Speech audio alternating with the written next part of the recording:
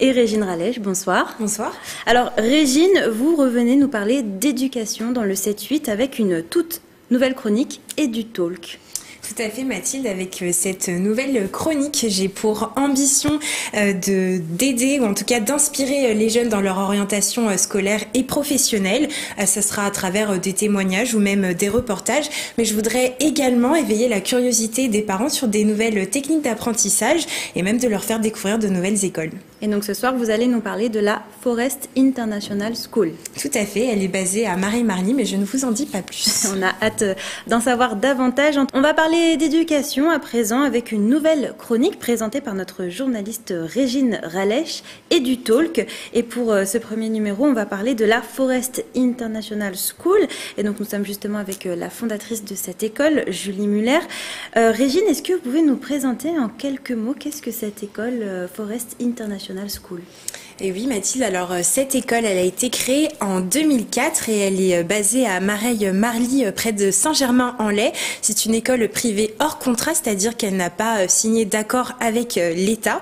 Cette école elle propose également un programme bilingue, donc à 70% en anglais et quelques autres cours en français. Et pourquoi bilingue? Parce que c'est une école qui s'adresse majoritairement à des enfants de parents expatriés. Alors ce qui fait également la particularité de cette école, c'est son apprentissage par le mouvement et son apprentissage en extérieur. Alors je vous rassure, tous les cours ne sont pas à l'extérieur, il y a aussi des cours en classe à l'intérieur, mais sur place, quand moi je m'y suis rendue, il y avait par exemple ce professeur de mathématiques qui enseignait à ses élèves comment se servir des mathématiques pour par exemple construire des matériaux. Et donc les élèves ont par exemple déjà construit des carillons avant avec des bambous ou même des prototypes d'aspirateurs pour savoir à peu près comment ça fonctionne. Et je dirais également que la force de cette école, c'est aussi la différenciation pédagogique. Mais alors c'est quoi la différenciation pédagogique, Régine? Alors la différenciation pédagogique, excusez-moi, alors c'est dans une classe, il y a des élèves avec des capacités et des modes d'apprentissage différents. Et donc l'enseignant, lui, justement, va prendre en compte toutes ces particularités, les forces et les faiblesses de ses élèves. Et justement, c'est l'école qui va s'adapter à l'élève et non l'inverse. Et alors évidemment, c'est une chose qui est possible à la Forest International School. Pourquoi? Parce que les classes sont peu nombreuses, elles sont composées entre 8 et 12 élèves. Et vous vous y êtes rendu la semaine dernière, justement, vous avez interviewé les parents et les professeurs. On regarde tout de suite votre reportage.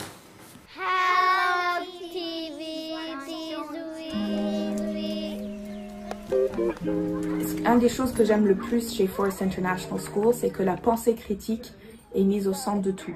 Ce que j'aime, c'est on va vous encourager à penser qu'est-ce que je peux faire avec ce savoir-faire, qu'est-ce que je peux construire avec ce savoir-faire. They bring their own thing and they want to show and they can and that's what we're trying to boost and bring the confidence in those kind of projects. And it's very important to understand what that child has to bring so we can maximize and let him or her blossom. He visto una gran diferencia en cómo les gusta estar en el exterior. Normalmente tienen un poco de miedo de salir a la calle cuando llueve y hace frío y nosotros salimos al parque todos los días durante el invierno.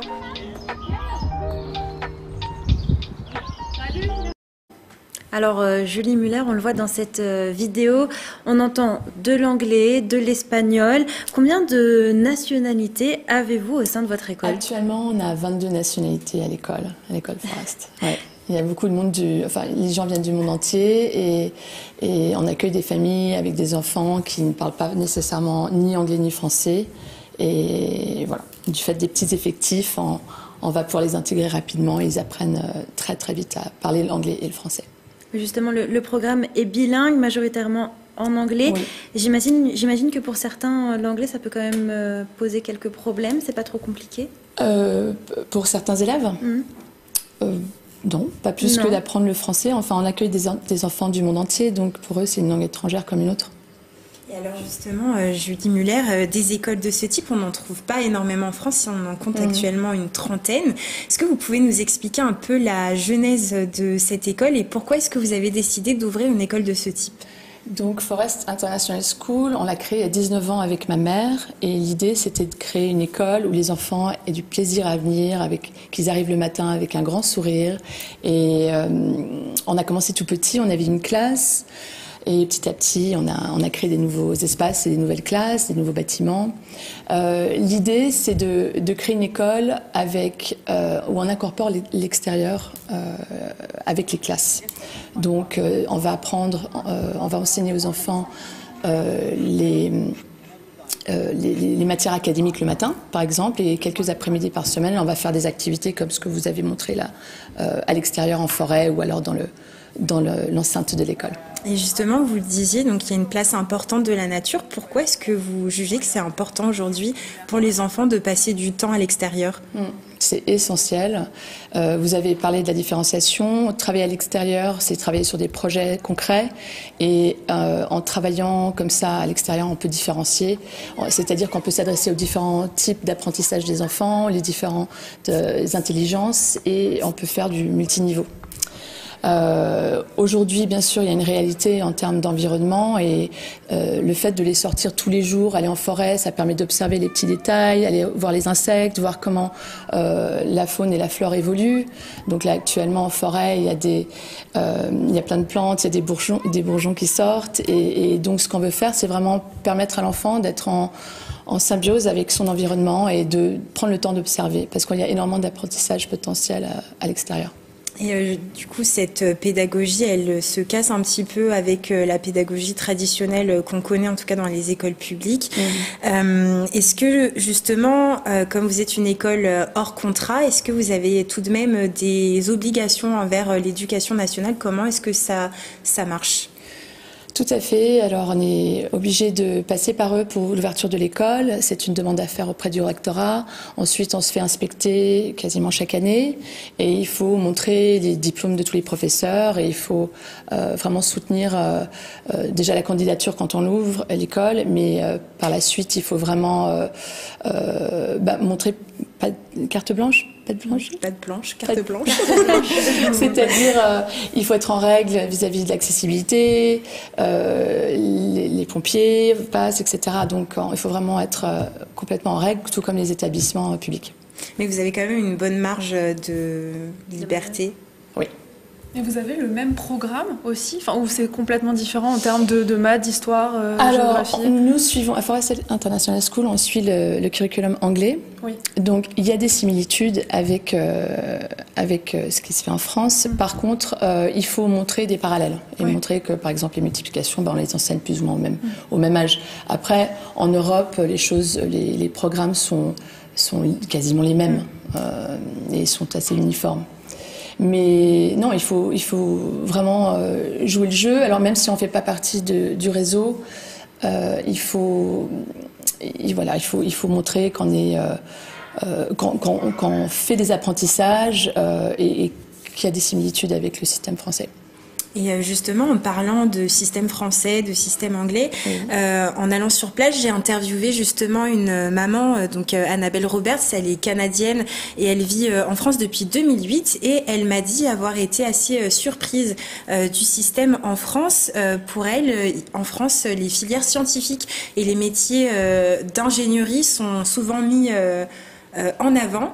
Et justement, la question que je me pose, c'est est-ce que c'est quelque chose que vous prenez en compte, parce que ce qu'elle me dit, ce qu'elle aime en tout cas dans cette école, c'est la reconnaissance des intelligences multiples et l'égalité des talents. Est-ce que c'est des retours qu'on vous fait régulièrement au sein de votre école ? Tout à fait. D'ailleurs, on a même des enfants qui se pensaient très matheux et finalement ils sont très matheux et au fait très artistiques aussi. Donc on donne la possibilité à chaque enfant d'explorer plein de choses différentes et de construire et de mettre en pratique des choses très théorique à la base et voilà, donc il y a des révélations pour certains enfants. Et justement, cette école aussi, elle propose donc cette variété de pédagogie. Est-ce qu'à votre avis, il y aurait aujourd'hui des solutions à mettre en place dans les écoles publiques, parce qu'on sait que votre école est assez onéreuse. Est-ce que vous pensez qu'il y a des choses à faire, en tout cas dans l'enseignement public, de manière adaptée, sans forcément dépenser des sommes Oui, je pense que chaque professeur est en capacité de pouvoir incorporer de l'extérieur dans son quotidien. Alors, peut-être pas tous les jours, mais par exemple, je sais qu'il y a beaucoup d'écoles donc sous contrat d'État qui, le mercredi ou un mercredi sur 2, vont faire des activités à l'extérieur ou en forêt. C'est quelque chose qui se planifie, qui peut tout à fait s'organiser. Après, il faut avoir de l'intérêt pour la chose et regarder en ligne. Tout est accessible en ligne. Il y a plein d'idées. Et voilà, il faut juste y aller et avoir l'idée de le faire. Je pense que c'est possible. D'ailleurs, j'encourage tout le monde à le faire plus, d'être plus à l'extérieur. Vous en pensez quoi de cette école, Joël Gégouzot? C'est pas une école pour tout le monde, hein. Ça c'est clair. Hein. C'est une école privée. Moi, je suis plutôt pour l'école publique, même en intégrant une partie de ce qu'a dit la référente. Mais je suis vraiment pour que l'école publique joue totalement son rôle et fasse réussir les élèves, quoi. Voilà. Et là, c'est bon. Dans ce cas-là, c'est pas le cas. Ça peut servir d'inspiration pour l'éducation nationale. Ah oui, moi, pourquoi pas. Hein.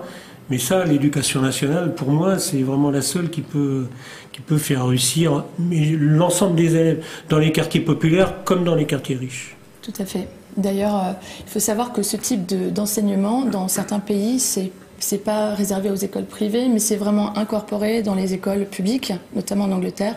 Donc on n'a pas besoin de laisser ce type d'école à des privilégiés.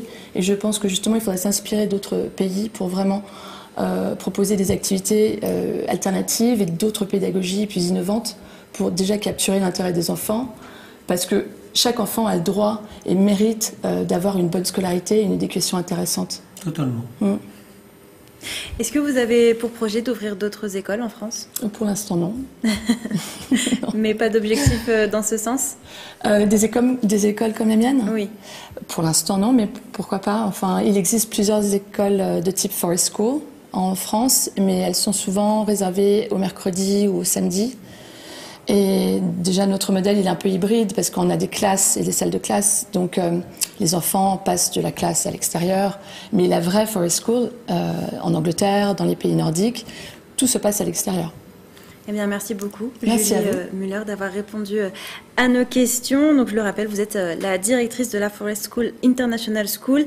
Régine Rallech, du coup, vous revenez la semaine prochaine pour une nouvelle chronique EduTalk.